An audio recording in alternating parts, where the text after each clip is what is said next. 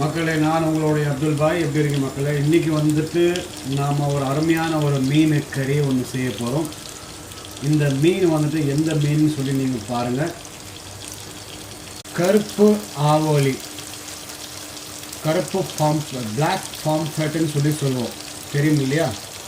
அந்த மீனான இது 1 கிலோ மீன் வாங்கியிருக்கிறேன். இந்த மீனில் வந்துட்டு நான் என்னென்ன ஆட் பண்ணியிருக்கேன்னு சொல்லி சொல்கிறேன். மஞ்சள் பொடி, மிளகு பொடி, உப்பு நான் இதில் சேர்க்கலை. வெறும் நான் வந்துட்டு மிளகு பொடி, கருவேப்பிலைகள், இஞ்சி பூண்டு நான் ஆட் பண்ணியிருக்கிறேன். இந்த இஞ்சி பூண்டு உடைய ருசி வந்துட்டு இதில் இறங்குறதுக்கு போதும். உப்பு எதுக்காண்டி நான் ஆட் பண்ணலைன்னு சொல்லி சொன்னோம்னாக்கா, ரெண்டு முறையாக நம்ம வந்துட்டு இந்த மீன் கறி வந்துட்டு நம்ம செய்யும் போது அது அதிகமாக ஆயிடக்கூடாதுன்னு சொல்லி தான் நான் கம்மியாக்கிட்டேன். அது நாம் சேர்க்க போகிறது ஏலக்காய், பட்டை, பே லீவ்ஸு. இந்த மீன் வந்துட்டு மீனுடைய இது வந்துட்டு முடிந்து விட்டது. வெங்காயம், பச்சை மிளகாய், மீண்டும் இஞ்சி பூண்டு 1 டேபிள் ஸ்பூனு, தக்காளி,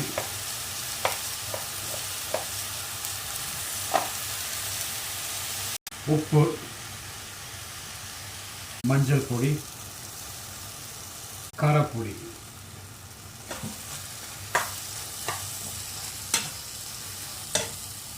கொஞ்சோண்டு தண்ணி,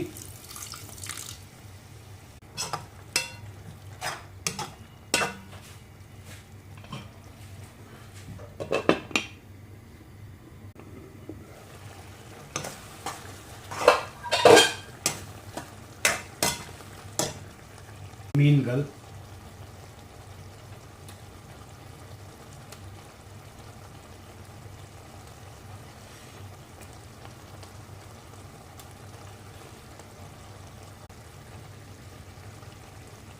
அளவுக்கு அழகான ஒரு மீன் கறி நம்ம இன்றைக்கி வச்சுருக்கிறோம்.